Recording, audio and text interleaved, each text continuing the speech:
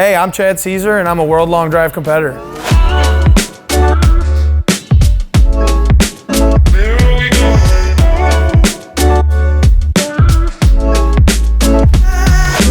We're here at Birdi Golf and we're hitting on our Golfzon simulators. It's definitely worth coming out, seeing if you can outdrive me, and we do have some cool prizes to give away and everything. Also here at Birdi Golf, I'll be giving some pointers, giving some tips on maybe to gain a couple yards and increase your distance a little bit on the course, even for the weekend warriors. So it should be a good time. A little bit about myself. Played hockey for 20 years and golf was always pretty popular among me and my hockey friends, and growing up playing high school golf, I really got to see a lot of good golfers and luckily make it all the way and win a state championship as well. So I've been around golf my whole life, and it's been pretty cool, and just to kind of keep it going and still being competitive even though hockey's done is really fun with the sport of long drive. I remember my dad came out to Minnesota and we were just playing some golf down in Lake City, and on our way back, I just told my dad, I was like, let's just go to a range and really see how far I can hit the ball. I never really knew what my max was or anything like that, but I did know I hit it far, and we stopped at a range and it was about 340 yards, and I remember hitting a few balls over the trees. So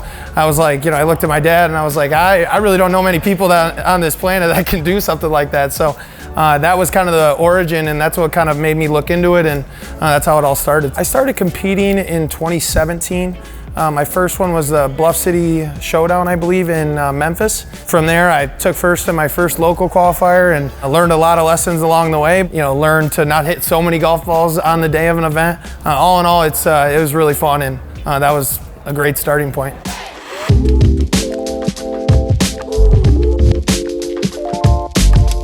Looking around and coming to simulator places all over, and when I first came here, I really like the setup and everything.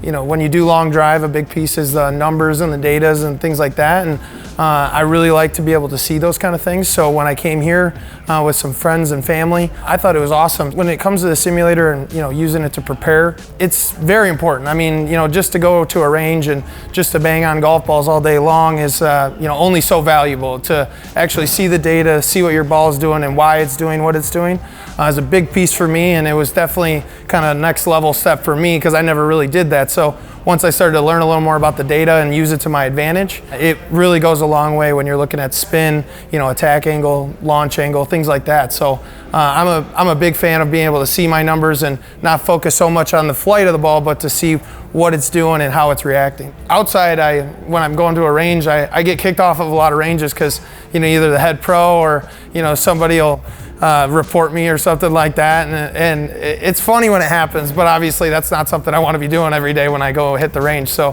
when I can actually get inside and really just let it loose and learn a little more about how my ball's reacting when swinging that fast and things like that, it goes a long way. I think spin is one of the biggest things that I measure because it does have a lot of play on the ball and how it reacts and how it flies. So to be able to come here and just eliminate half of the battle of the flight and to just focus on my ball and how I'm hitting it and why it's doing what it's doing is a really big piece for me. In terms of the data, if you're looking on tour, I believe the average club head speed is around 116 or so, if I'm not mistaken. And going from that to me, where I'm swinging from anywhere 135 to 145 miles an hour, that's a big step up. And I think ball contact and all that is obviously a lot of aspects or variables to the game, but when you're looking at those speeds on tour and what we kind of do in long drive is a big difference. So when you see Bryson DeChambeau, starting to push the limits a little bit, it's really cool for the game of golf and kind of